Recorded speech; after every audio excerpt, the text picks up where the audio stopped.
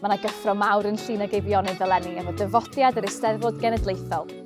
Hanner can mlynedd yn ôl ym mis Awst 1973 yn Rhuthun oedd yr Eisteddfod ar cyffro, bod stamp pen Llŷn yn amlwg arni. Mi enillwyd y gadair a'r goron gan Alan Llwyd o Gilan, a'r fedal ryddiaeth gan y pechedig Emyr Roberts oedd wedi bod yn weinidog yn Hydweiliog. Honno hefyd oedd Eisteddfod Tafodau Tân, ym Mhafiliwn Corwen, lle roedd yna'n sicr gyffro wrth i bobl glywed y band Edward H. Davies fel yr oedd o ar y pryd, am y tro cyntaf. Roedd yna gyffro ym myd chwaraeon hefyd.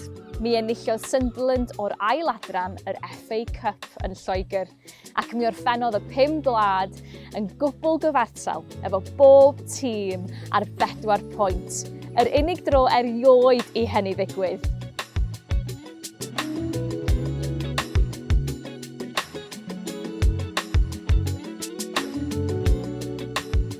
Ond roedd yna hefyd gyffro arall yng Nghymru yn 1973, cyffro ysbrydol a chrefyddol yng ngholegau Aberystwyth a Bangor ac mewn ardaloedd fel Llanelli, Dyffryn Clwyd, Sir Fôn a Llŷn ac Eifionydd.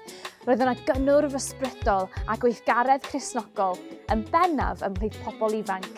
Digon o gyffro i'r papurau enwadol a'r Cymro gyhoeddi adroddiadau am bethau fel Ysgol Haf yr Ysgol Sul a Rali Fawr Corwen, ac olrhain, peth hanes y cyffro hwnnw ac yn arbennig yr hyn a ddigwyddodd yma yn Llŷn ac Eifionydd.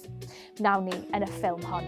Ond cyn gwneud hynny, mae'n rhaid gwybod rhywfaint am y cyfnod ei hun. Wel, 70au'r ganrif o'r blaen, ni'n sôn am hanner canrif a mwy yn ôl.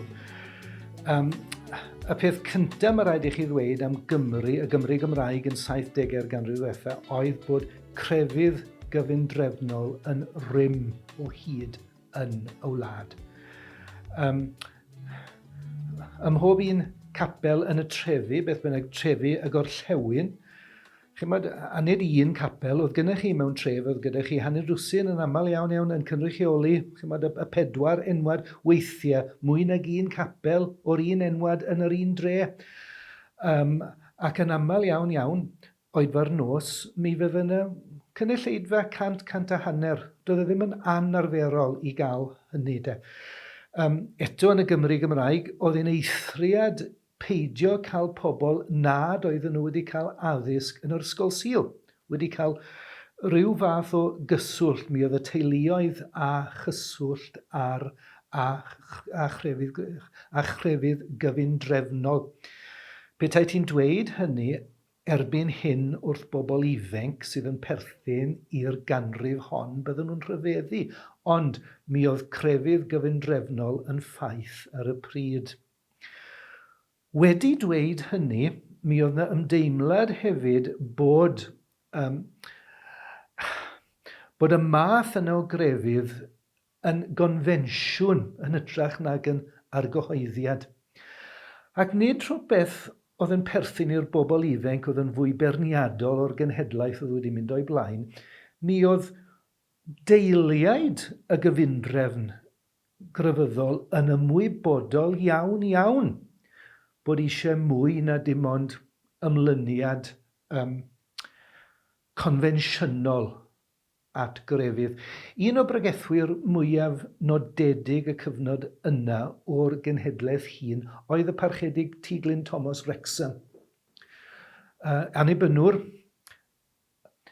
fe gyhoeddodd ei gyfrol tua'r un cyfnod yn y 70au ar goelion, a mae'n werth gwrando dim ond ar un paragraff ar goelion am y dyfodol 1970. Meddyliwch wedyn, medda fe, fel y bu'r eglwys, corff Crist, dan draed trwy y gaeaf hir. Yr oedd hi ers talwm wedi colli golwg ar y rheswm am ei bydolaeth. Roedd hi wedi trio bod yn bopeth i bawb a pheidio o'r herwydd a bod yn ddim byd i neb. Yn rhan o'r afiechyd yn lle bod yn rhan o'r feddyginiaeth, yn faes cenhadol yn hytrach nag yn gyfrwng cenhadol. Nawr, nid geiriau un o elynion yr eglwys sydd gennym ni fan hyn, ond un o gynheiliaid y gyfundrefn Gristnogol. Felly, yn y 70au, y cyd-destun oedd mi oedd Cymru yn dal mewn enw. Ac ar un wedd, yn real hefyd, yn wlad grefyddol Gristnogol, ond eto mi oedd yna wendidau a mi oedd pawb yn ymwybodol.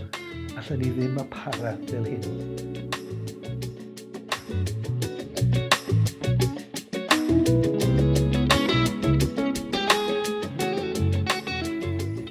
Dau sy'n cofio'r 70au cynnar yn dda ydy Arfon Wyn a Geraint Tudur. Bydden nhw'n rhan o'r cyffro a'r gweithgaredd ac mae ganddyn nhw atgofion clir o'r cyfnod.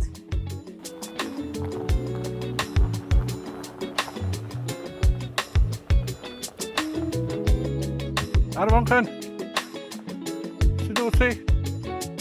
Rhywbeth o gyfarwydd iawn yn hyn de. Yn yr holl flynyddoedd dwi wedi nabod ti de. Dwi'n meddwl bod chdi rioed wedi bod yn brydlon ag ar amser de. Felly, chwarter awr yn hwyr heddiw. Da iawn de. Pan da ni'n mynd yn ôl hanner can mlynedd fel ag yr ydan ni. Mae eisiau cofio wrth gwrs, da ni'n sôn am gyfnod cwbl wahanol i'r un da ni yno fo ar hyn o bryd. Mae'n pyn o syndod bod ni wedi cyrraedd hanner can mlynedd ar ôl y digwyddiad yma. Ond pan da chi'n mynd yn ôl i'r cyfnod oeddan ni wrthi, mi oedd gwyl fawr Woodstock newydd ddigwydd 1969 toedd. Mi oedd brwydr yr iaith wedi dechrau. Oedd yna ymdrech gwirioneddol ymhlith pobl ifanc Cymru i wneud rhywbeth ynglyn â sefyllfa'r iaith. Doedd gynna ni arwyddion dwyieithog, doedd gynna ni ddim sianel deledu, doedd gynna ni fawr o ddim byd. A wedyn oedd rhyfel Vietnam ymlaen. A wedyn oedd pobl fel John Lennon yn protestio yn erbyn hynny, myfyrwyr y Sorbonne yn Paris yn gwrthryfela, riots yn fanno. A'r peth am y cyfnod oeddan ni'n gweithredu yno, oeddan ni'n rhan o'r meddylfryd yma. Oeddan ni'n credu hanner can mlynedd yn ôl y gallan ni newid y byd. A dyna oedd gyda ni frwydr dwyblyg. Oedd gyda ni frwydr yr iaith ar un llaw a frwydr Gristnogol ar y llaw arall. Ac i mi yn bersonol, doedd gen i ddim problem efo hynny. O'n i wedi cael y fymagu ar aelwyd lle oedd yn rhieni'n genedlaetholwyr. Ac mi oedd protestio di-drais yn cael ei gymryd yn ganiataol. Doedd na ddim ystyriaeth i unrhyw beth arall. Ond oedd dyletswydd arna ni i fod yn Gymru a bod yn Gymru da math o beth. A wedyn, fydda ni yn yr un cyfnod yn mynd allan i dynnu arwyddion. A dwi'n cofio un noson bod ni wedi mynd a wedi offrymu gweddi cyn i ni fynd. Achos bod ni yn teimlo, mae hyn yn iawn o ran egwyddor. Wedi cael ei dal. Wel, oeddan ni mor ddiniwad ag ati, yn bod ni oedd yn ffonio'r heddlu dweud, da ni newydd wneud hyn a cyrraedd fewn i polis station efo arwyddion a bydde felly. Ond dyma'r awyrgylch oeddan ni yn ei hyn. Wedyn, pan oeddech chi'n gwneud hyn mewn capal traddodiadol, hefo pobl oedd i raddau helaeth wedi caethiwogi'n y traddodiad, oedd e fatha bod chi'n ffrwydro bom yn y lle. A dwi'n cofio wnaethon ni dyffryn nantlla ryw dro, a oedd yna ganu fanno, chi'r sain yn cael ei droi fyny, nes oedd y adeilad yn ysgwyd. O dwi'n cofio'r braw a'r dychryn o ddarwynebau pobl. A'r peth ydy, hanner can mlynedd yn ddiweddarach, mae rhywun yn meddwl yn ôl. Yn gyffredinol wan, y tristwch ydy na ddaru'r eglwysi ddim yn derbyn ni. Ddaru nhw ddim gweld y potensial oedd yn y bobl ifanc yma. A mae'r llawer iawn o'r bobl oedd yn ifanc yn y cyfnod hwnnw yn dal ynglyn â gweithgarwch Cristnogol, yn wynidogion ac yn bobl yn eu cymuned ac yn y blaen. Maen nhw wedi cadw'r ffydd drwy'r cwbl a gweld y traddodiad yn dirywio. A mae jyst yn dristwch. O'n i'n dweud bod gen i rieni oedd yn anghyffredin. Yr hyn oedd yn anghyffredin ynglyn â nhw oedd bod nhw'n oddefgar iawn. Mi oedd Arfon ar ôl i droedigaeth yn dod acw i weld yn had. Ac os dwi'n iawn Arfon, ges ti gefnogaeth do? Do, llwyr. Fel oedden ni'n cael, Ac oedd yn hawl siarad efo tad ger a'r Tudur Jones, ac oedd o yn gwrando yn astyd ac yn deall yn hanesyddol de, be oedd yn digwydd. Dyna oedd gyda fo ddarlun cyflawn o hanes yr eglwys. Dwi'n meddwl bod neb yn y byd bosib efo'r un weledigaeth o fo ynglyn â hanes yr eglwys. De. Ac oedd yn gallu gweld de, bod ni'n rhyw fudiad pwysig. So yna gefnogaeth llwyr o fanna. A wedyn dwi'n meddwl bod pobl fel Martin Luther King yn cyfuno bob dim oedden ni sefyll amdano fo. Bod o'n iawn i brotestio yn wleidyddol ac i arddel y ffydd. De. Ac oedd o gollodd o i fywyd oherwydd sefyll. De. A dwi'n cofio fo'n deud yn ei areithia anhygoel. De. I have a dream. O'n i'n crio bob tro ni'n gwrando ar hwnna. Oedd gynno fi ar faenw y bregath yna. I have a dream. De. A o'n i'n beichio crio bob tro. Ac dwi'n cofio fo yn deud weithiau mae rhaid i'r ambulance fynd trwy ola coch. Weithiau mewn bywyd, mae'n oleadau coch, ond da ni'n gorfod mynd trwydden nhw. Hynny di rhyw reola pitw, lle. Mae'n un yn mynd trwydden nhw mwyn beth sy'n iawn. Ac fel y gerdd yn dweud, byddwn ni'n cyfuno bob math o frwydra, yn erbyn y drai rot oedd yn y capeli ar y gwysi, ac hefyd yn erbyn y cam oedd y Gymraeg yn gael. Fe dwi'n gofio fwyaf am y cyfnod ydy teithio mewn hen escorts gyn Idris.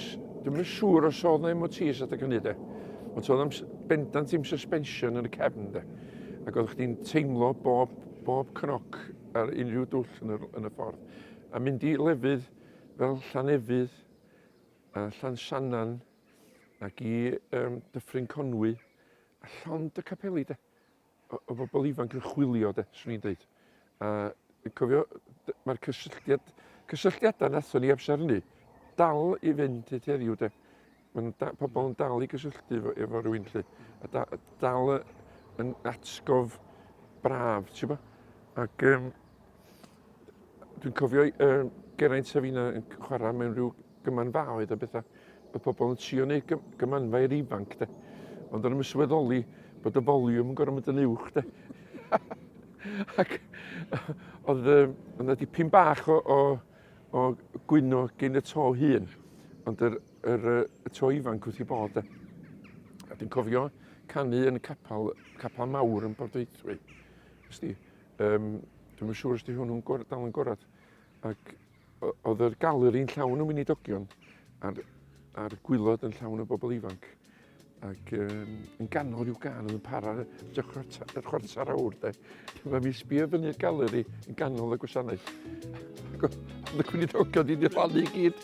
Oedd wedi anghofio wedi hearing aids off. A dyma just y bobl ifanc yn mwynhau de. Ac yn wrth i bod.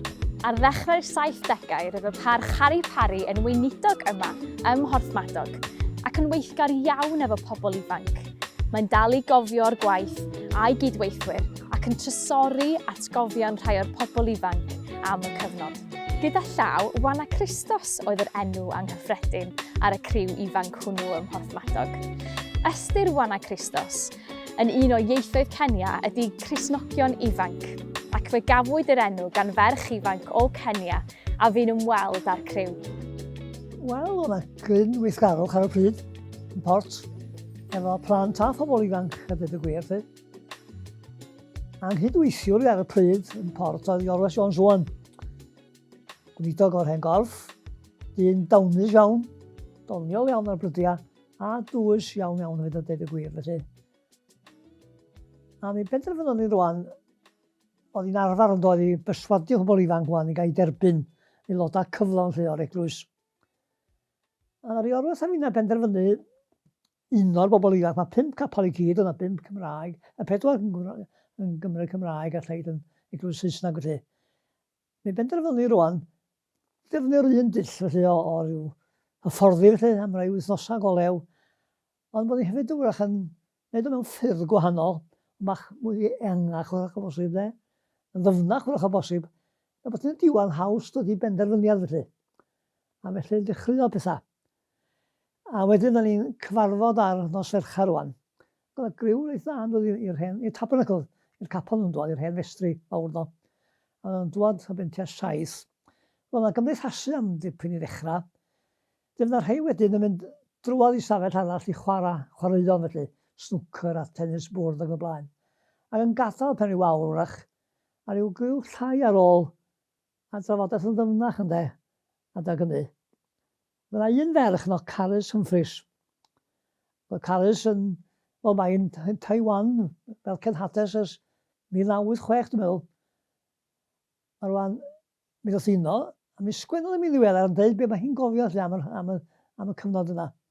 Y drafodaeth yn rhydd iawn i drafod bob ffordd am Grist, am yr eglwys, am Dduw, am yr ysbryd glân ac yn y blaen, a dod i benderfyniad. Ond yn y diwedd o'na ryw bwyslo arni hi ddod i benderfyniad felly. I arddel Crist ac ymuno i eglwys os oedd hyn yn bosib.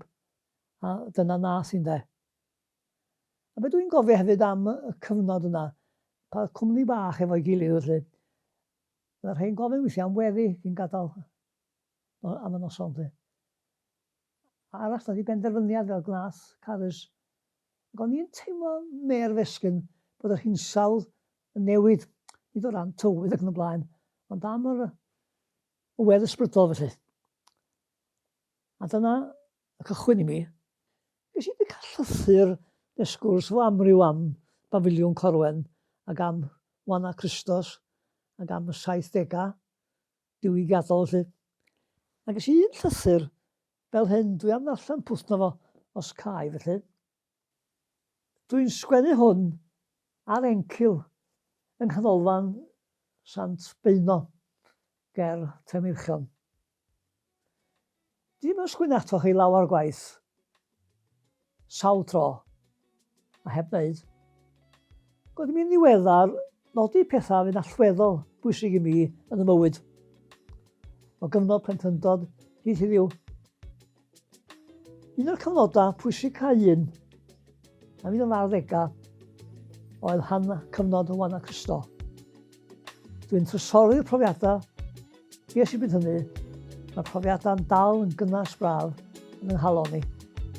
Carys Medi, Lec, Porthmadog, Sadwn Sanctaidd, Ebrill 7, 2012. Yr hyn dwi'n gofio am Wana Christos ydy bod ni'n dod yma yn wythnosol, oedd o'n glwb ar gyfer pobl ifanc. Dwi'n cymryd o 11 oed i fyny, a bod y barched i cael ei paru, a parchiorwaith John Owen hefyd adag hynny hefyd efo fo. Ac oeddwn ni'n cyfarfod yma yn yr hen gapel Tabernacl adag hynny. Ac oedd y cyfarfodydd yn cychwyn trwy bod ni'n mynd drwodd i festri fach. Dwi'n cymryd o ryw lyfrgell yn y cefn i blaenoriaid rhywbeth oedd adag hynny, yn y cefn. A mi oedd y gyfarfod yn fanno, lle oedd pobl yn jyst yn trafod. A dwi'n meddwl oedd yn cofio'n iawn be oedd y testyn. Ond mi fydda yna drafod a mi fydda yna rannu pethau. A oedd o'n rhywbeth go anhygoel a dweud y gwir, a mae rhywun yn mynd i mewn i hyn. Dwi'n cofio, fydda fo'n trefnu i bobl, Mr Parry'n trefnu bod yna bobl dod draw i siarad am eu profiadau ac ati bobl ifanc o wahanol eglwysi eraill yn y cylch ac ati. A fydda beth anhygoel a dweud y gwir, i glwad rhain yn siarad. Wedyn y trefn yn oson oedd bod ni'n siarad yn cael y cyfarfod bach am hynna, a wedyn dod drwodd i'r festri fawr fan hyn, lle fydda yna chwarae ping-pong ac ati. Ond fyddwn ni o hyd siaros yn y cefn am fwy o'r trafodaethau yma lle. A mi o hynny yn gallu digwydd, a mi o'n yr ein aros ymlaen. A mi ath hyn ymlaen am dipyn o flynyddoedd ydy'r gwir. Ac oedd o'n rhywbeth go anhygoel a rhywbeth sydd wedi aros efo fi. A dwi'n hynod ddiolchgar i Mr Parry, ydy'r gwir, am hyn. Oedd rhywbeth... Oedd rhywun yn y cyfnod yna, yn gyfnod ffurfiannol iawn, oedd un o'r 13 falle, 40 oed. Mae rhyw gyfnod lle mae rhywun yn dechrau hel, magu barn am bethau gyda'r blaen, ac lle oedd rhywun ac ati, a bod crefydd yn dechrau neud sens felly, math o beth, dwi'n ddim yn gwybod, a dyna oedd o lle, ond dwi'n cofio hwnna'n, a mae'n dal i aros o fi heddiw yn fy henaint, fel rhywbeth go arbennig lle. Roedd yna weithgarwch tebyg yn Aberswch yn arweiniad y parchedu Gareth Maelor, un oedd yn aelod o griw'r gorchfygwyr. Yn y fan honno ydy John Roberts, ac mae o a Harry Parry yn cofio'r cymdeithasu a'r cydweithio rhwng y ddau grŵp.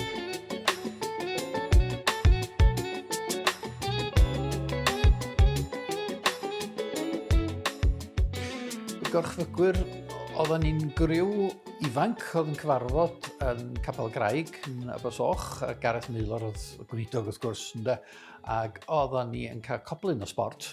Oedd yna lot o chwarae gwmpas, lot o dynnu coes ac yn y blaen yna, a dipyn go lew o drafod hefyd sy'n dod i hynny. Ac y trafod yna yn medru bod ar bob math o bynciau. A mi oedd Gareth yn un eithriadol o dda am godi pwnc oedd yn ymwneud â phetha'r dydd ac yn y blaen hefyd.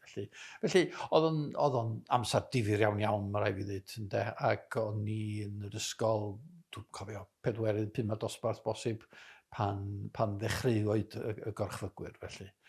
A wedyn, dod yn ymwybodol hefyd o grŵp arall oedd yn cyfarfod yn Porthmadog. Ac wrth gwrs, oedd Gareth Maelor a Harry Parry yn ffrindiau ac yn cydweithio lot.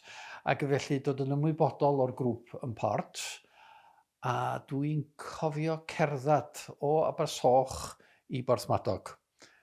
Oedd dipyn bach o daith i godi arian oedd hi, wrth gwrs, ac o'na griw ohono ni'n cerdded y daith.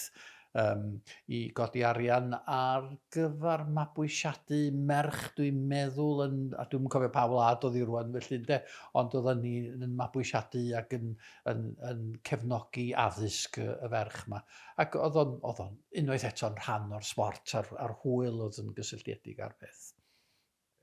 Wel, mi ddechreuodd y criw yn Porthmadog, yr Wana Christos yma, hefyd dechrau hangu. Yn wedi ymweld â grwpau eraill wedi cael profiadau tebyg wedi. Oedd Abersoch yn un lle. Oedd Gareth Maelor yno. Yn weithgar iawn o bobl ifanc yde. A fydden ni'n mynd â'n grŵp ni yno i Abersoch i gael cwmnïau hefo'n gilydd a cael yr un profiadau am hwnni. A weithiau fydden ni'n mynd i genhadu, nid yn dymuniad ni o hynny, i dymuniad nhw yn mynd allan i genhadu. Gwneud posteri deniadol wan. A mynd allan i'r rhannu nhw wedyn, o drws i drws.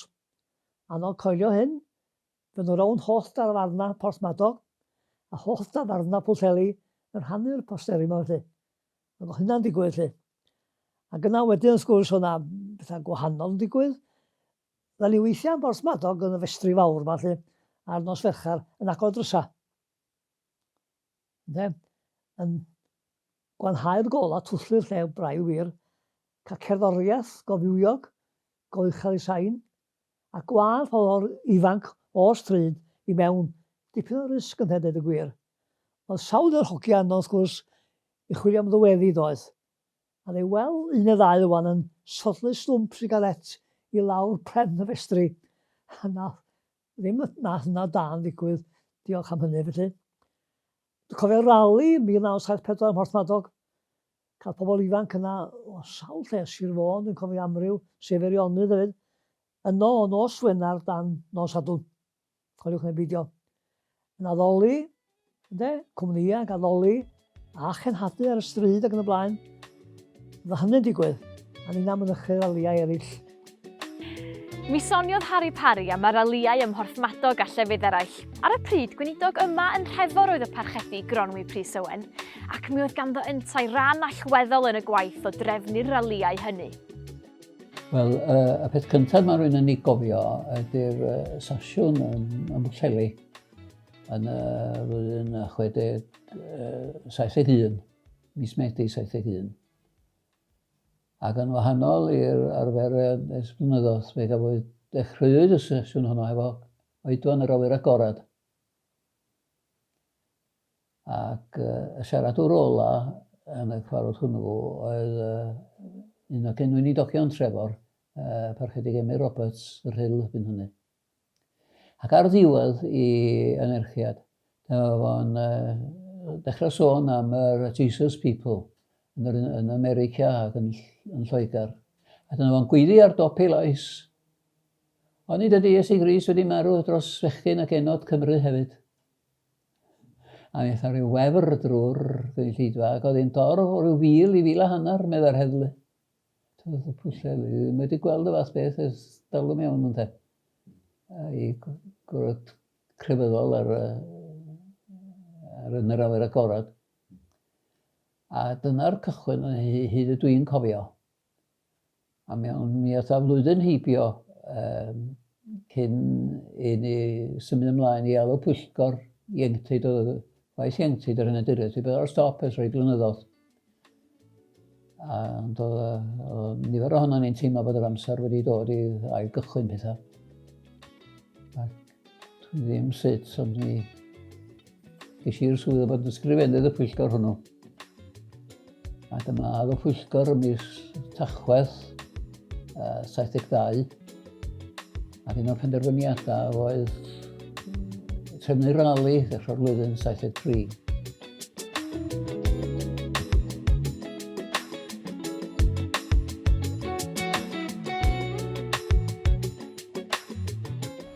Roedd y parchedig Emma Roberts yn amlwg wedi clywed a darllen am y Jesus People, y symudiad ysbrydol a gododd yn yr Uned Daleithiau yn 1967 ymlaen, ac yn deheu am weld pobl ifanc yng Nghymru yn troi at Iesu Grist mewn ffydd.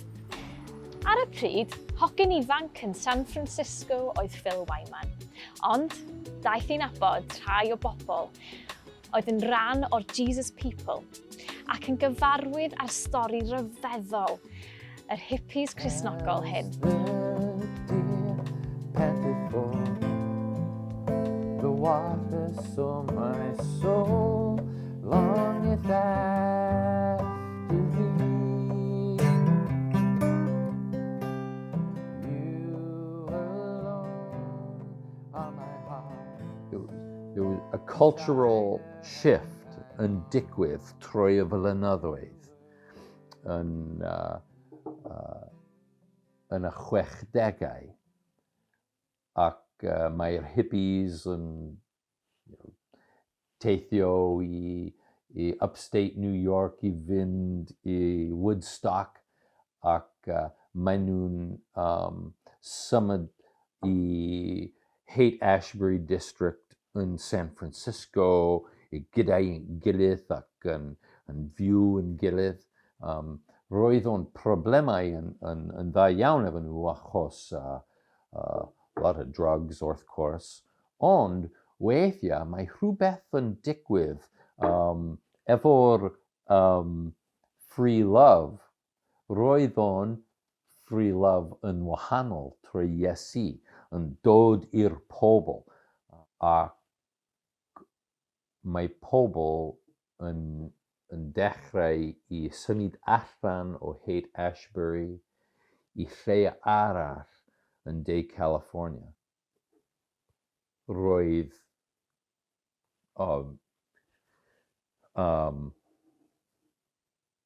thousands of young people. Roedden nhw'n dod i'r Calvary Chapel i glywed Elon i Frisbee ac mae'r ysbryd glân yn syrthio ac mae pobl yn profi yr ysbryd glân yn symud trwy nhw. To you alone may my spirit yield. Mae gen i llawer o ffrindiau oedden nhw yno trwy yr hanes ac fy ffrindiau Jim and Linda Hogg, maen nhw'n cofio i fynd i'r traeth i weld y baptism bedydd ac maen nhw'n cofio i weld yr ysbryd yn symud trwy'r pobl yn y capel ac maen nhw'n cofio i gyda'n gilydd yn ei tŷ efo pobl ifanc arall i siarad am Iesu. Maen nhw'n cofio i profi yr excitement of the Spirit of God moving, ac mae llawer o pobl ifanc yn dod i Iesu, these dirty hippies yn dod i Iesu. Ond ti'n gallu teimlo yn y capeli ac yr eglwys yn California rwan, ti'n gallu teimlo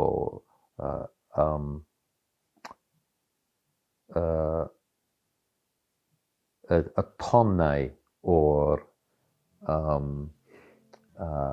yr hanes, the Jesus People movement. The waves still roll in lightly. On my heart's desire, and I long to worship thee.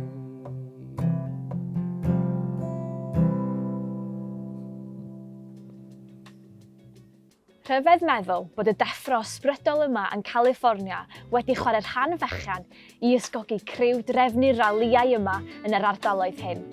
Nid bod pobl fel Emmy Roberts yn derbyn pob dylanwad o bell yn ddall, fel y gwelwn ni o'r geiriau hyn ganddo. Cymro ydw i fi a chapelwr, ac yr wyf yn falch o dras crefyddol ardderchog fy nghenedl. Fy ngweddi yw, pan gawn eto glywed sŵn y dwyfol awel dros y bryniau, mae chwythu y bydd ar ein gwlad, dros gefn brith a Llanddowror, dros Llanymddyfri ar Bala, ac nid dros fôr i werydd, na thros wastadeddau di-fawn yn Lloegr. Tri gafodd wahoddiad gan goronwy Pris Owen a'i gydweithwyr i arwain y ralïau hyn oedd Arfon Wyn, Geraint Tudur ac Idris Charles. Wedyn, y cryfder Arfon, wrth gwrs, oedd bod newyddeb dystiolaeth o gynno fo. Ac wrth gwrs oedd o'n gerddor hefyd, oedd o'n medru cyfathrebu hefo cynulleidfa drwy air llafar ac air yn cael ei ganu. Pwy arall oedd yno? Geraint Tudur, wel oedd o'n medru rhesymoli beth oedd wedi digwydd rwsyd, yn medru egluro i bobl yn ras beth oedd wedi digwydd iddyn nhw. Idris Charles, wrth gwrs, wel, dawn ymadrodd oedd gen Idris i gychwyn, cyfarch a chyfathrebu unrhyw beth oedd yn mynd ac gyda chynulleidfa. A pan gafodd yr efengil gafal ar Idris, wel, honno yn cael y flaenoriaeth wedyn efo'r beth oedd y cyfathrebu yma te, oedd o'n medru siarad yn iaith oedd hogia 12 15 oed, felly yn ei dallt. Ac o'n mor ffres. Ac eto, ydych chi'n gwybod bod o'n dweud y gwir hefyd yn te. Dyna'r cryfder Idris, ac oedd o'n wedi cynnal ysbryd y peth rwysyd o'r dechrau i'r diwedd.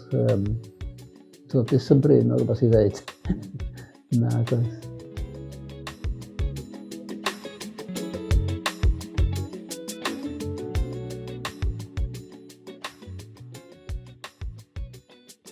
Roedd Idris Charles yn ddiddannwr poblogaidd ar lwyfannau Cymru cyn iddo yn 22 oed gael troedigaeth yn 1970, a'r cyfan yn cychwyn wrth iddo gael ei argyhoeddi o'i euogrwydd yn ystod oedfa sefydlu ei frawd yn weinidog yn Llanrhystyd.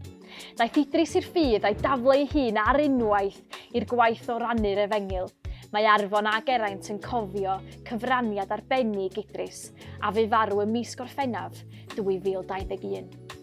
Oedd Idris yn dŵad o Sir Fôn, doedd, yn ei gwybod iawn amdano fo, ac yn gwybod am ei dad o de. Ac o'n i'n gwybod bod o'n dipyn o gymeriad, ac yn gwneud nosweithiau llawen ac yn y blaen. Ond digwyddodd rhywbeth iddo fo, dwi'n mynd cofio'n union be oedd ei brofiad o lly. Ond oedd o'n ddylanwad mawr ar y mudiad newydd yma ar gyfer pobl ifanc. Ac oedd o'n gwrtio ni allan i fynd efo fo i gynhadu de, ac i efengylu ymysg pobl ifanc, ac oedd o'n andros o hwyl de. Oedd o'n dal efo'r hiwmor, oedd o'r hiwmor i'm yn mynd ohono fo, ond roedd o'n llawn brwdfrydau de. A fedrwch chi'n gwrthod pan oedd o'n gofyn, ar Fontyr Hyd y Gwener, da ni'n mynd i Pen Llŷn i gynhadu ac i ganu ac i gyhoeddi'r efengil. Ac oedden ni jyst yn mynd. Wel, yn ôl yn echrau y 70au, ni'n dod i nabod Idris. A dwi'n mynd ama nad yma ym Mhwllheli, ac nes i glwad o yn siarad yn gyhoeddus gyntaf. A be oedd yn taro rhywun am Idris, yr argraff gyntaf oedd gynno fo bresenoldeb. Os oedd Idris yn y stafell, oeddech chi'n gwybod hynny te. A mi o'na, yn y ffordd oedd o'n gwisgo, yn y ffordd oedd o'n symud o flaen cynulleidfa, oedd o'n bresenoldeb ynddo ei hun fel petai. Ddim angen neb arall o'i gwmpas. Yr ail beth dwi'n gofio am Idris ydy fod o ar llais cyfeithog dros ben. Llais clir, oedd o'n amlwg, chi meddwl cyn oedd o'n siarad, a wedyn oedd o'n mynegu ei hun yn arbennig o gyfeithog. A wedyn ar y noson arbennig oedden ni yma ym Mhwllheli, o'n i'n gwrando arno fo, fel ag yr oedd o, ac mi oedd gynno fo negas arbennig o glir. Ac o'na gymaint o bethau ynglyn â Christnogaeth pan oedden ni'n hogia ifanc. Pobl yn siarad, a chi fawr o syniad, be oedden nhw'n drio ddeud, te. Nid felly Idris, oeddech chi'n gwybod am ei siaradodd yma yn y cyfarfod am arwyddocâd croes Iesu Grist. Oedd o'n arbennig, a mae'n medru gwrando arno fo hanner can mlynedd yn ddiweddarach. Mae'r negas yr un mor ddilys, yr un mor gyfeithog, a mae'r atgofion am Idris yn rhoi hyfryd dros ben. Dwi'n cofio fo yn cael argraff fawr arna fi efo un bregath yn arbennig. Pa hyd yr ydych yn cloffi rhwng dau feddwl. Os yr arglwydd sydd yw, ewch ar ei olef. Ond os bal, ewch ar ei ôl yntau. A oedd ei bregath o'r hwnna yn chwyldradol. Ac dwi'n cofio'n iawn, oedd o'n deitha fi bod gynnu fel lot o elynion o'r hen fywyd. Oedd yn gwrthwynebu be oedd o'n neud. Ond oedd o dim ots gynnu fo, oedd o'n dal ati. Ac oedd o'n gymeriad cry fel yna.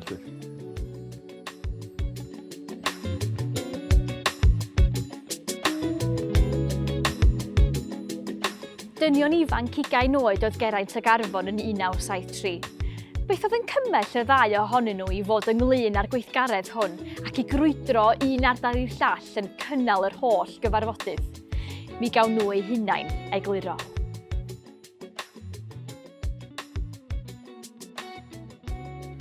Oedd yn nghefndir i yn gefndir capal. Oedd mam yn bendant iawn eisiau gyrru ni ysgol Sul ac i'r gwasanaethau o dysu y ddwrnod prysur. Ac oedd gynnon ni band o hop. A dwi'n siŵr bod y ddynas band o hop yn gystion cos oedd hi efo gofal drosta ni. A ti byth yn gwybod pwy sy'n digwyddiad drosta chdi. Felly bod y bobl yma sydd wedi mynd ydi o'r byd. Ac ond mae gweddia nhw wedi cael ei rhoi drosta chdi pwy awyr oedd hi'n ddynas agos i lle. Ac ond wrth dyfu fyny, o'n i'n gweld dim byd yn y capel yn helpu mi. Oedd y gweinidog lle o'n i'n byw, Llyfr Pwll, yn ddyn dymunol iawn. Ac oedd o'n fodlon gwrando na ni siarad. Mi ddoth yr cyfnod yma a'r tân ar yr allor. Ac y tân yn hanes i oedd bod ni wedi gwrthofela yn erbyn y capeli a wedi mynd y ffordd yn hunan. Efo roc a dipyn o gyffuria ac ati, dablu am y gyffuria. Oedden ni'n addoli pobl. Dwi'n cofio sgwennu Clapton is God yn y toiledau yr ysgol David Hughes a bron cael yn expelio yn hel ono. Ac maen nhw wedi ffendio Llŷn wan o rywun di sbrio Clapton is God yn Llundain. Ac eisiau pa stryd mae o arno fo. Arfon Road yn Llundain. Ges i Llŷn chydig wythnosau nhw. A beth bynnag i chdi, oedd y cyfnod yna o wrthofela yn erbyn y magwraeth yn gyfnod pwysig. Ac diwedd y stori oedd bod ni wedi mynd ar Ynys Tysilio ar ôl penwythnos reit ryff, reit galad. Ac oedd o'n deud o dan, mae fi yw'r atgyfodiad ar bywyd o dan Llŷn Crist mewn ffenast liw yn yr eglwys ar Ynys Tysilio. Ac wrth i ni fynd i mewn, oedd ni'n studio bwrw. Ond yn Tra oeddwn ni yna, dyma'r haul yn disgleirio trwy'r ffenast yma, ac yn rhoi gwefr newydd i ni de. A'r adnod yna, y fi yw'r atgyfodiad a'r bywyd. Ac oeddwn ni'n, mewn ffordd, colli gafal ar yn bywydau de, wrth fyw fel oedden ni. Ac ges i yn rhoi wedyn at bethau Iesu Grist. A sylweddoli bod mam yna un wedi credu'r pethau yna hefyd. Ysdi, gwbl oedd oedd mynd yn ôl i'r gwreiddiau de, i gwreiddiau Pantycelyn, a Daniel Roland, Iwan Harris, y wefr yna. Pantycelyn arbennig de. Mae'r Pantycelyn dal i gynnal fi o ddydd i ddydd, hefo'r gair wrth gwrs de, ond mae eiriau fo. Aidris yn defnyddio nhw'n aml hefyd.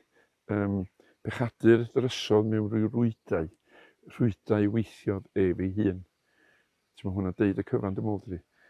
Da ni'n neud bywyd yn gymleth pan dydy o ddim mewn gwirionedd. Ges i fagwraeth Gristnogol hapus dros ben yn rhieni, yn Gristnogion o argyhoeddiad dwfn iawn. Ond o'na rhywbeth yn wahanol yn nhw hefyd. Yn yr ystyr bod nhw yn ddigon eangfrydig i adael i blant bach wrth gael ei magu ddarganfod y pethau yma drostynt i hunin. Be dwi'n trio ddeud ydy, doedd na ddim gorfodaeth o disgwyl i ni fynd i'r capel, achos oedd mam yn mynd i'r capel, dad mynd allan i bregethu wrth gwrs. Ond oedd disgwyl i ni fynd i'r capel, ond doedd na ryw orfodaeth lem ormesol ynglyn â'r peth o gwbl lly te. A mi oedd y Gristnogaeth fywiog yma yn rhan o'n cefndir ni, oedd o gwmpas y cartra, fydda yna badar gyda'r nos, fydda nhad yn dysgu pob un yn y 5 o'na ni, dysgu ni sydd oedd o ffrymu gweddi bach ac yn y blaen. Lle yna rhywbeth yn hyfryd iawn yna fo lly te. Erbyn o'n i'n cyrraedd fa'r ddega'r cyfnod hwnnw lle mae pobl ifanc yn sylweddoli bod na fwy i'r byd ac i fywyd nag oedden nhw wedi sylweddoli yn eu plentyndod.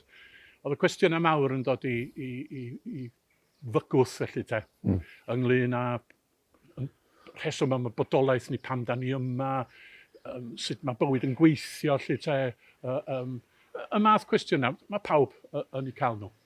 Ac yn y cyfnod hwnnw, o'n i'n 2 ar 15 oed ar y pryd. Wrth gwrs, o'n i ormod o llanc i ddeud wrth neb bod yr cwestiynau yma yn troi yn y meddwl i am bod nhw'n gwasgu arna ac yn gwneud un bryderus ac yn ofnus. Ond yn rhyfedd iawn, mi oedd yna ar fy silff lyfrau fi'n llofft. Myliwch o gen i silff lyfrau yn llofft. Oedd yna gopio'r Testament Newydd. Mae'r stori'n ddigon syml, lle ta. Nes i ddechrau darllen y Testament Newydd. A'r geiriau nath argraff arna i oedd rhyw noson, geiriau Iesu Grist yn dweud, deuwch ata fi bawb ar y sydd yn flinderog ac yn llwythog, a mi esmwythad arnoch. A dyna pryd nes i gario ymlaen i ddarllen ar ôl hynny yn y Testament Newydd. Ond dyna y noson yr oedd na argyhoeddiad yn cyniwair yn ynghalon i.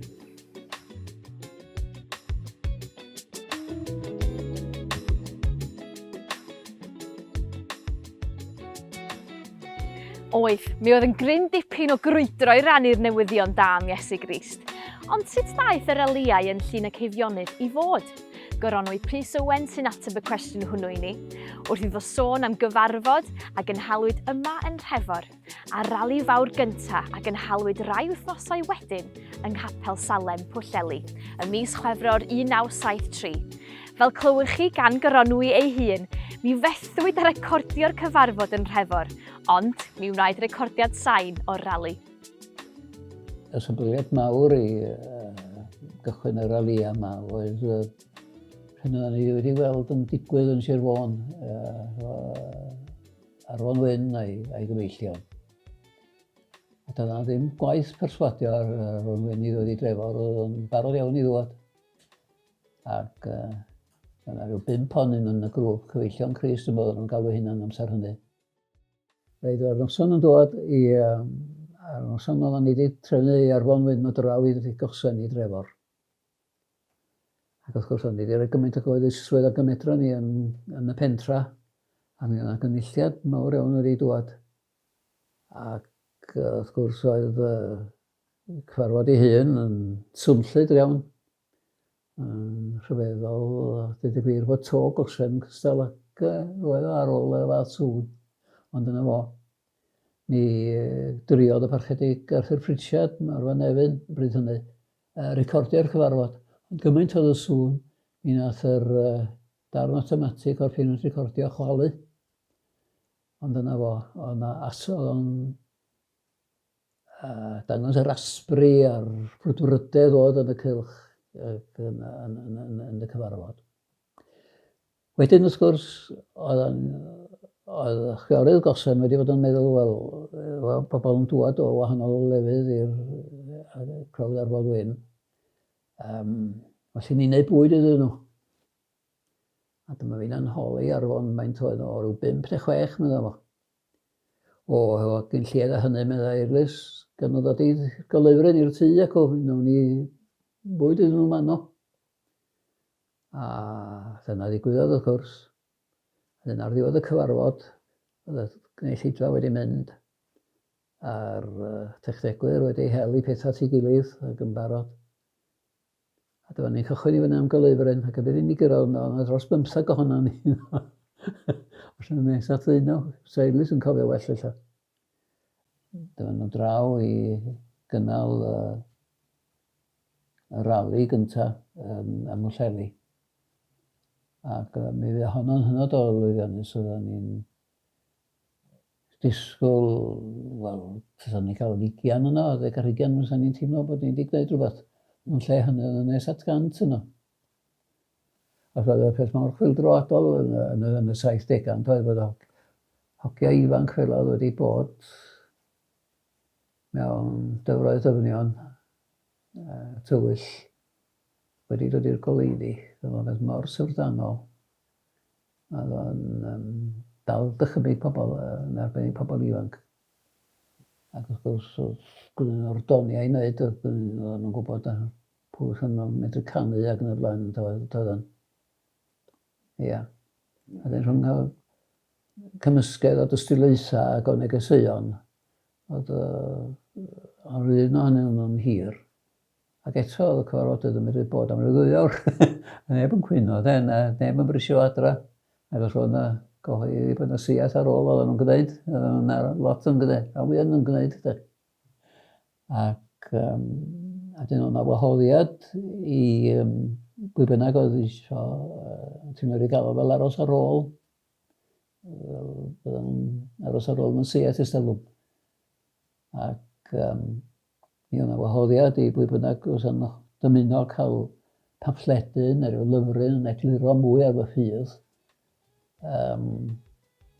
Croeso iddyn nhw. A fel arpiwyd y stoc, o geri ddod nhw mewn chydig o eiliadau.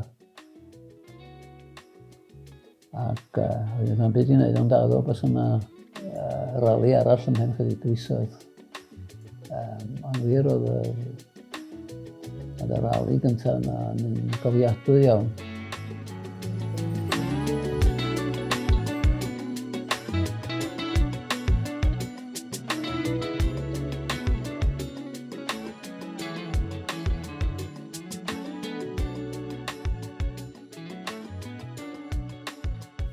Dweud y gwir, gen i atgofion arbennig o glir yn hynny dod i fama i Bwllheli i'r cyfarfod pobl ifanc yma. Ac oedden ni wedi'n exitio lan. Bod ni'n dod, oedd text i gytuno i ddod. Ac oedd Geraint yn dod ag Idris de. Ac oedd pob yn, oedd yna rhyw excitement mawr. Rhyw gynnwrf lle de. Cynnwrf yn un glad. Da ni eisiau sgwynnu can am y peth, dweud y gwir, mae ar y EP cyntaf atgyfodiad. Ac oedden ni yn disgwyl de, i rhywbeth digwydd. Dyna di peth. Wedyn, oedd yna weddi yn y peth, a hefyd disgwyl de. Bod ni'n disgwyl i rhywbeth digwydd. Ac fel mae'r recordiad yn dangos, oedd o'n gyfarfod rhyfeddol. Ac oedd Gronwy Piers Owen yn gyfrifol iawn am cael ni yma de. Cos oedd o wedi bod yn holi i fi, wedi dod yr holl ffordd i Llanfair Pwll efo sgwtr ys gwelwch dda. Reit, i ngweld i ac i drio trafod a i misio ni golli'r wefr de. A nath o sicrhau bod ni'n cadw ar y rails de. A bod ni yn defnyddio yr wefr newydd o gynno ni i rannu yr efengil i bobl ifanc yn fama. Ac union ddeudad gennych, oedd y Woodstock Cristnogol. Oedd y ddisgwyl o edrych ymlaen. Ac dyna bydd yn braf. A dod i mewn i gapel anfarth yda hwn yn llawn y bobl ifanc. Chwith weld o heddiw, ond ar y pryd oedd yn llawn y bobl ifanc. Ac illa bod nhw'n disgwyl hefyd de. Oedden nhw'n gwybod beth yn mynd i ddigwydd ag ac eto Idris yn bregethu de. A Geraint sy'n dweud i brofiad yn tanio nhw de. Ac yn lle tanio tai ha, oedden ni'n tanio i nidia de. A dyna beth yn digwydd. Ac mewn ffordd, erbyn ni dal i brydian erbyn tai ha. Ond y peth amdani ydy, oedd na gyflan fama i danio i nidia de, bobl ifanc. A mae rei nhw wedi aros yn y ffydd a wedi mynd ar lwybrau i rannu'r efengil i lefydd eraill yng Nghymru. Gawn ni ar ddechrau'r gwasanaeth yma heno agor ein calon i'r arglwydd Iesu Grist. Ac wrth agor ein calon i Iesu Grist, gawn ni agor ein meddyliau i air Duw. Cenwch yn llafar i'r arglwydd, yr holl ddeiar. Gwasanaethwch yr arglwydd mewn llawenydd. Deuwch o'i flaen ef a chan. O'n i'm yn gwybod tan o ddiweddar bod yna recordiad wedi cael ei wneud gan gyrranwydd Prys Iwan o'r cyfarfod ar ei hyd, awr a 10 munud ohono fo. Ac mi ges i gyfle i wrando ar y recordiad yma sydd yn arbennig o'i chael ei safon o gofio fod yn hanner 100 mlynedd oed. A be oedd yn haro fi ar ôl treulio yng Ngyrfa, yng Llŷn a phethau Cristnogol, oedd mor dwt oedd y gwasanaeth o distrwythuron ardderchog. Oedden ni'n dechrau cyfrofadu pobl ifanc yn cael ei trefnu, a hanner y gynulleidfa yn bobl hŷn. A wedyn, yr emyn cyntaf yn y gwasanaeth oedd dewch, hen ac ifanc, dewch at Iesu, mae'n llawn bryd. Felly dyna daro'r nodyn o'r dechrau. A wedyn, Idris yn llywyddu, ac yn dechrau hefo'i i bregath ar y groes. Os jyst meddyliwch i ddechrau, beth yma Iesu Grist wedi wneud yn y Testament Newydd, mae jyst cofio, ddoi mi ben i sôn y cwbl mae wedi wneud, ond jyst cofio ambell i beth mae Iesu Grist wedi wneud. I feddwl bod o wedi crwydro ac wedi teithio ar ein deiar ni, yn trio profi i bobl fod yn fab Duw, ac mae o'n cario croes i ben mynydd uchel, ac wrth wneud hyn mae o'n cael ei chwipio ar hyd y ffordd am fod o'n deud bod o'n fab Duw. Nid am bod o'n gwneud rhywbeth o'n drwg, ond am bod o'n deud bod o'n fab Duw. Ac mae o'n diodda hoelion yn ei ddwylo, a coron o ddrain ar ei ben. Mab Duw, neu ffŵl gwirion. Fe ddedodd y proffwyd A mae hi'n bregath gry cryno, ond cry, clir. Doedd na ddim lle i amheuaeth ynglyn ag arwyddocâd, croes ac aberth Iesu Grist. Unwaith oedd Idris wedi cyflwyno'r deunydd oedd gynno fo. Wedyn, mi oedd Arfon yn canu disgyn Mae'r Glaw. Pob un eisiau'r fod, mae gobaith i'r dyfodol, heddwch i ddod, disgyn Mae'r Glaw.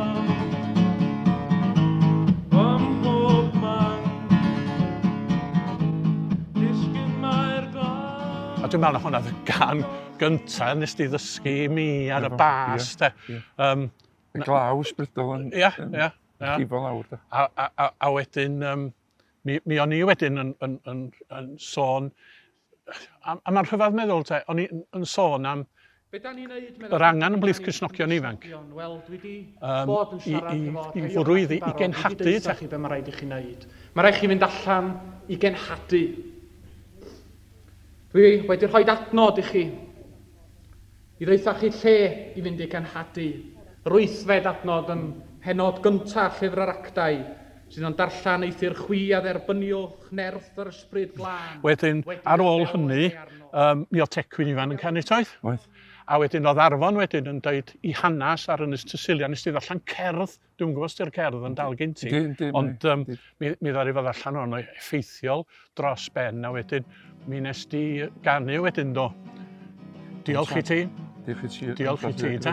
A beth sy'n sicr ydy, wahanol i'r beth eraill mae rhywun wedi bod yn rhan o'n nhw, o'na bendith, da. Oedd. Dyna beth yn sicr, da. Mae Dyw yn y peth. Bod ysbryd glân yn ei di'n gweithio. Fedra i'n gwadu hynna, de. Mae lot o bethau dwi wedi gwneud grefyddol. A ti'n mynd adra a dweud, oedd o'n ddymunol, ond oedd o'n bendith, de. Ddim tân ar yr allod. Ond unwaith, oeddech chi wedi dweud dy brofiad ag ati a wedi canu, oedd y darn hwnnw wedyn, da ni'n nabod fel y gwahoddiad y cael eich di oedd yn gwneud hwnnw, te. Ac yn gwahodd y bobl ifanc, felwch, mae Iesu Grist yn mystyn ata chi, sy'n mwyn eisiau chi fystyn ata fo. Neith o'ch gwrthod chi, ac o hynny wedi bod yn rhan gen i doedd, a ni'n dweud, dim ots sut da chi'n edrach, dim ots be da chi wisgo, dim ots be di hyd eich gwallt chi, a credwch fi, ac yn ei wallt yn y dyddiau hynny, te, fel oedd gen llawer ohono ni. A'r chwerthin, wrth gwrs, pan ni'n dweud hynny, bach sy'n well dros y sgwydda fi, dwi'n drio gyfleu, te. A wedyn, gorffan wedyn hefo diolch i ti eto, te. Fel anthem y cyfnod gyda ni, oedd diolch i ti. Oedd yn emyn traddodiadol, wrth gwrs, te. Geiriau syml, de. Geiriau syml iawn, de. Halleluia, a dyblu, a threblu, a o'n am stop pan i hi. Pan oedden ni mewn carchar tywyll du, hwnna di o, de. Rhoi dim oleuni, ac o pobl oedd yn dall, ni wedi bod mewn carchar tywyll di, yn dall yr emyn na i'r dim, rhoi dim oleuni, bod y tad nefol yn rhoi goleuni i ni pan da ni wedi mynd i'r swllwch. A mae'n dal i digwydd mewn bywyd, diolch yn digwydd jyst unwaith. Mae'n digwydd o ddydd i ddydd. A ni'n stopio rwan, mi fydd ni'n halleluia mama munud.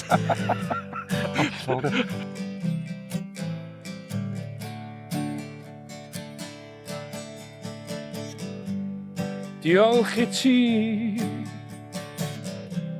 yr holl alluog Dduw, am yr efengyl, am yr efengyl, am yr efengyl sanctau. Hallelujah, hallelujah, hallelujah, amen. Pan oeddem ni mewn carchar tywyll di, rhoes dim oleuni, rhoes dim oleuni, rhoes dim oleuni nefodd. Hallelujah, hallelujah, hallelujah, amen.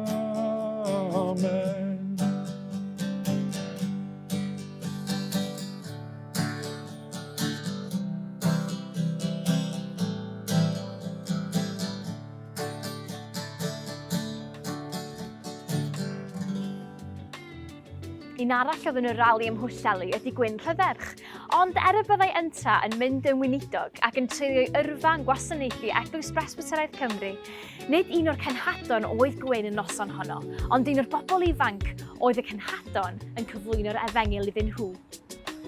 Yr atgofion sgynna i fan hyn, mae'r noson, mae'n siŵr, y noson mwy atyngedfennol y mywyd i dde.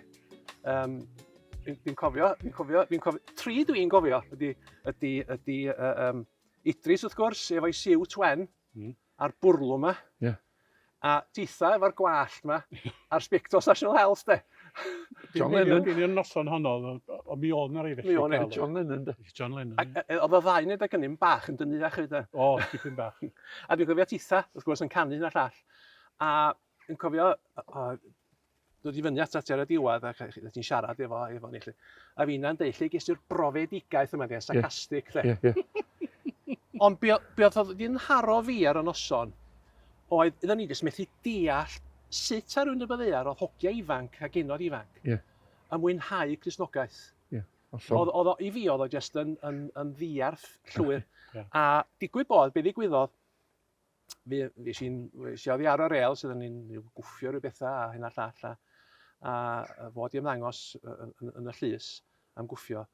A mi nath y barchedig Meryl Oed Davies wedi bod yn dragwyddol ddiolchgar iddo fo hefyd yn gwahoddi. Gwynt i draw, mae yna gyfarfod yn Capal Salam. A mae yna bobl ifanc dod yna. Wel, fi ddeis i. Dwi'n mynd arall i wneud yng Nghwllheli yn ganol gia. A dod i mewn o'n ac yn gweld chi a'r bobl ifanc yma. Nath hwnnw jyst taro ffo. Jyst methu deall sut ar wyn y byddaiar fel dis i de. Ydych chi'n gallu mwynhau eich Cristnogaeth. Wel, noson honno, oedd dechrau'r y berer undod. Lle fi eisiau mynd wedyn i'r cyfarfodydd yn Abersoch, yn Porthmadog. Ond criciath nath twigio iddon ni fanna'n gweddio, Idris oedd yn gweddio. A finna wedi dod dan argyhoeddiad, a finna'n yn ymwybodol. Ddyliwn ni deimlo'n uog, ond fel nid fod llais diw yn deitha fi, ond jyst yn ymwybodol, dwi'n maddau ti, Gwyn, dwi'n maddau ti. A fi'n cofio dod yn ôl ar y bus, iddon ni jyst yn ista, iddon ni jyst yfyrdanu, oedd hi'n haro fi ar genod mewn gofyn, beth sy'n bod yna ti? A hwnna, mae gys dechrau y profiad wedyn, de. Ond oedd hi... Os e fe sydd yw, ewch ar ei ôl ynta, de.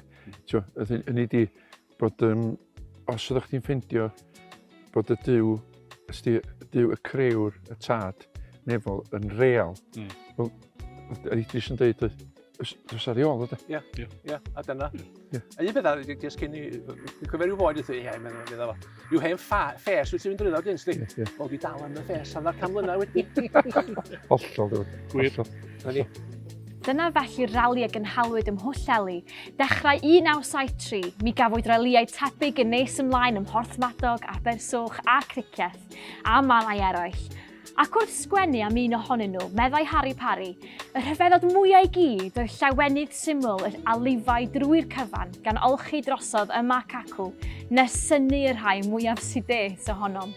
Idris, Arfon, Geraint a'r lleill. Ar ei gora? Nage, meddai'r hogia. Yr arglwydd Iesu Grist ar ei orau.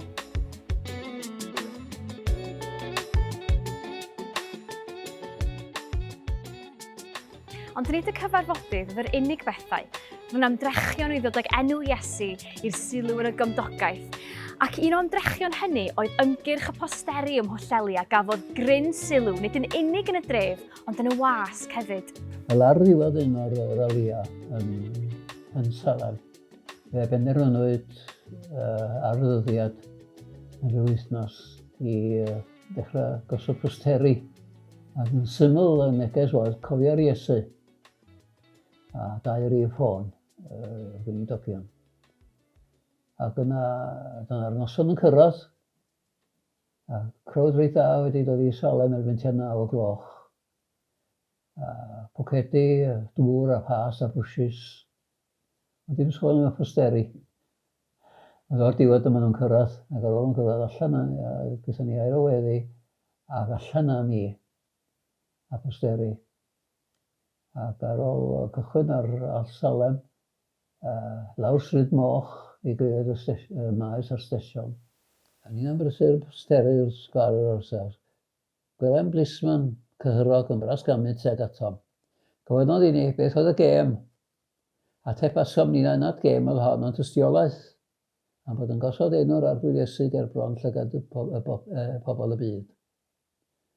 A dyma fo'n dechrau'r rhegi ni. Hyd yma'r llen ar amser i dynnu nôl, meddai ni na. A'r rhagol mewn ni ar yn taith, a ni chyfrin bob llawenydd gael yn profi.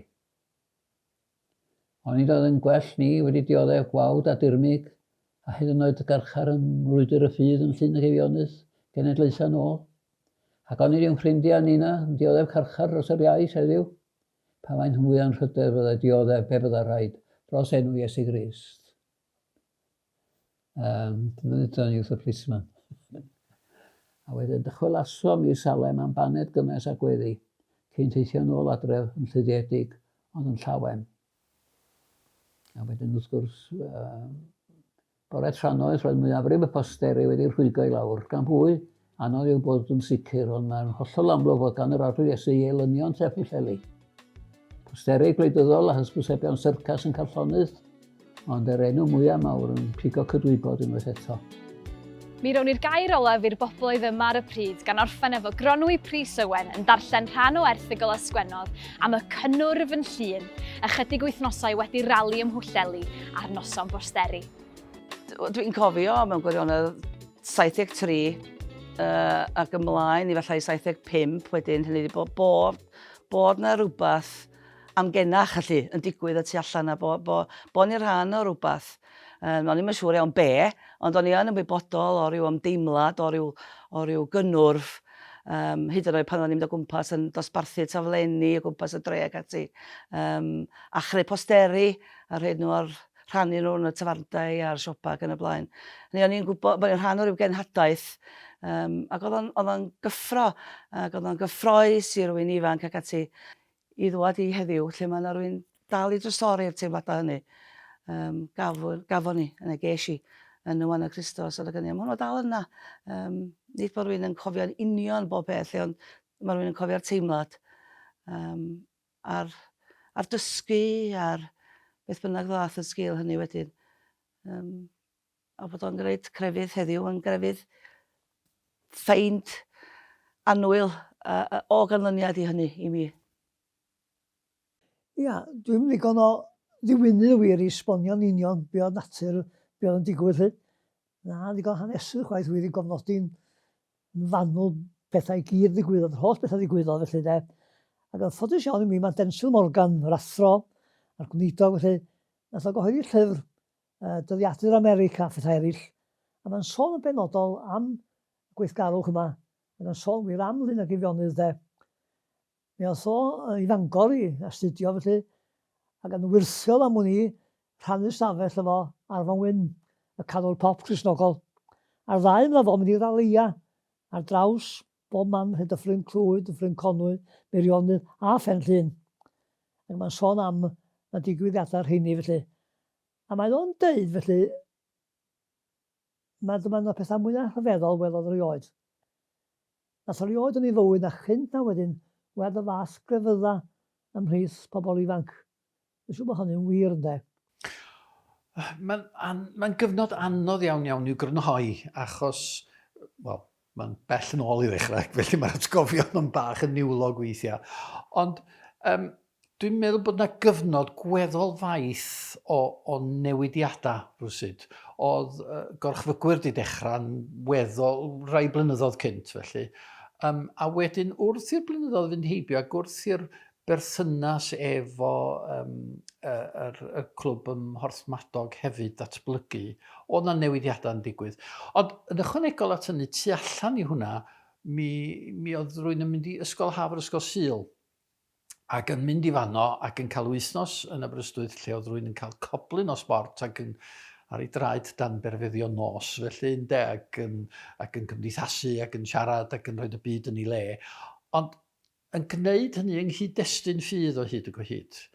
Ac dwi'n meddwl na 1972 oedd hi, oedd na ddigwyddiad yn fanno pryd oedd na wasanaeth ar ddiwedd y dydd, dwi'n meddwl tua'r dydd Iau neu rhywbeth felly oedd hi, dwi'n meddwl.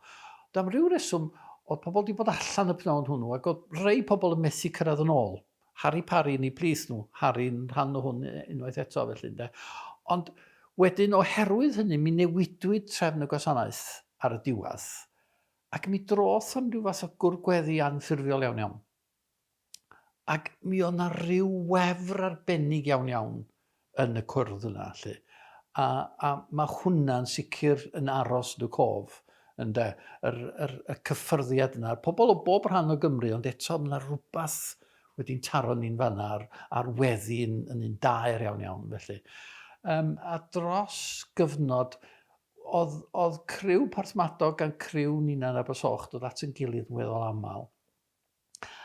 A dwi'n cofio adega pan oedd y cyfarfod wedi gorffan a rwsyd yn naturiol iawn, rhai ohono ni'n mynd o'r neilltu. Dwi'n cofio yn Tabernacl Porthmadog dwi'n meddwl, oedd digwyddiad wedi bod yn y festri, oedd hwnna wedi gorffan, a rhyw sleifio i'r capel nath criw ohono ni, os dwi'n cofio'n iawn, a rhyw hel gwmpas y set fawr.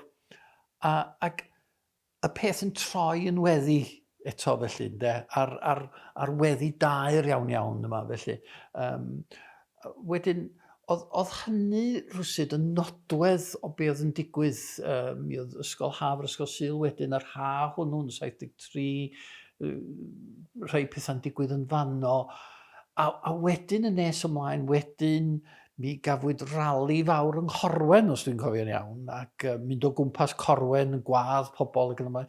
Dwi'n meddwl nathon ni blastro gymaint ar Gorwen, nathon ni ymwllelu, mond curo drysa nathon ni, dwi'n meddwl, os dwi'n cofio'n iawn. Ac yna, y rali yma yn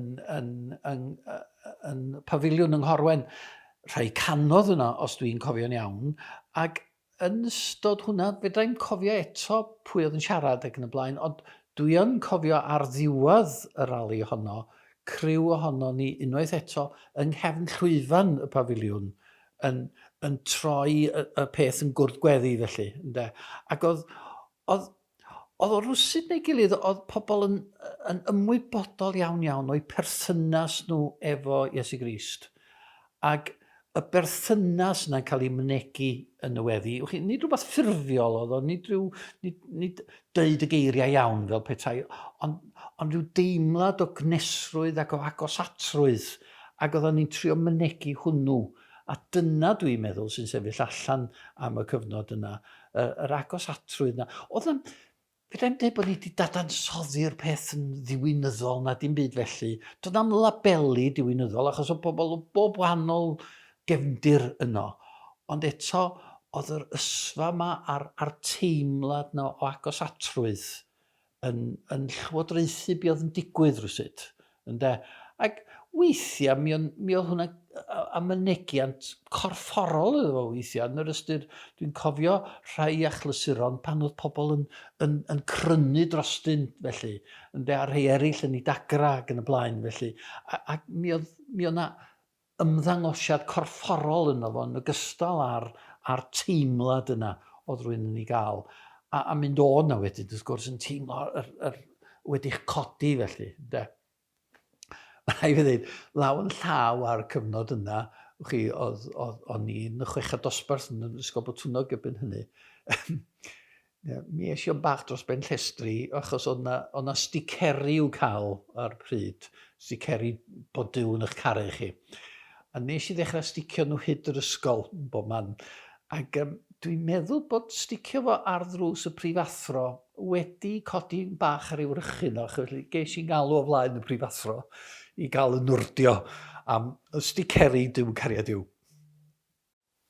A wedyn dwi'n mynd ymlaen wedyn i drio cloriannu dadansoddi'r cyffro. O'n i'n sgwennu hyn cyn bod o drosodd ynde. Hyd yma, nid oes arglwydd i fod y drosodd. A fi i bob golwg cynyddu mai. Ar gyfres raliau wedi'n ymestyn i griced newydd Abersoch. A nifer wedi cynyddu bob tro. Cafodd ardalodd trefod allan hyan i posteri nos iau cyn y Groglith. Ac mor addas oedd y cofio hwn, yn nos y Bradychwyd. A gwefr a gofio yn hir oedd rhannu'r Eleners y grafen fore tranoedd sy'n Ffrindia. Mae'r gwynt yn chwthu lle myno. Wedyn dwi'n codi'r cwestiwn, a ellir dweud fod y cynnwr hwn yn gynnwr grasol. Amser o ddengys. Ond fe ganfyddir arwyddion o ras y profiadau rhai o'r ieuenctid hyn. Hen bella wedi mynd heibio, hen chwanta wedi darfod, cael ei ddisodlu gan archoedd newydd am bethau a bywyd yn ei casau o'r blaen. Braf! braf wedi cael edrych yn ôl ar gyffro'r 70au cynnar yn y rhan yma o'r wlad. A bosib iawn y bydd yr hanes yn atgoffa rhai pobl yr hyn y gwneithio nhw ei brofi yma yn Llŷn ac Eifionydd, neu o bethau tebyg a brofwyd mewn rhannau eraill ar wlad yn yr un cyfnod. Bosib y bydd y cyfan yn newydd i eraill ohonom, yn arbennig fy nghenhedlaeth i, a aned blynyddoedd wedi'r cyfan. Heb os, fel y clywsom mi ddaeth yna bobl at Iesu Grist, a llawer ohonyn wedi aros yn dystion cywir iddo byth ers y dyddiau hynny. A dyna'r dystiolaeth orau i'r fendith a brofwyd.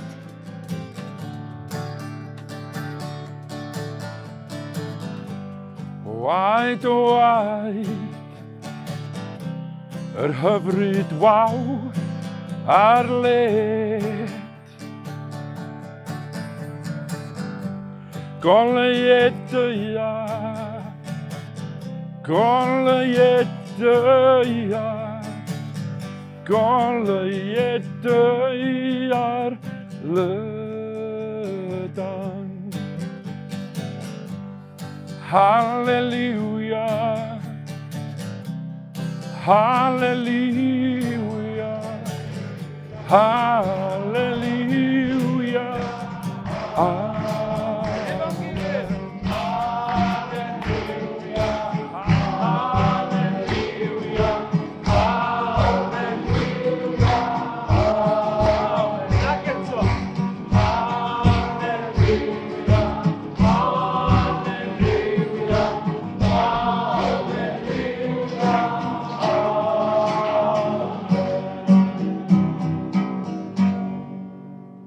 Nawr byddai di ras ein harglwydd Iesu Grist a chariad Duw a chymdeithas yr ysbryd glân bod gyda pob un ohono ni.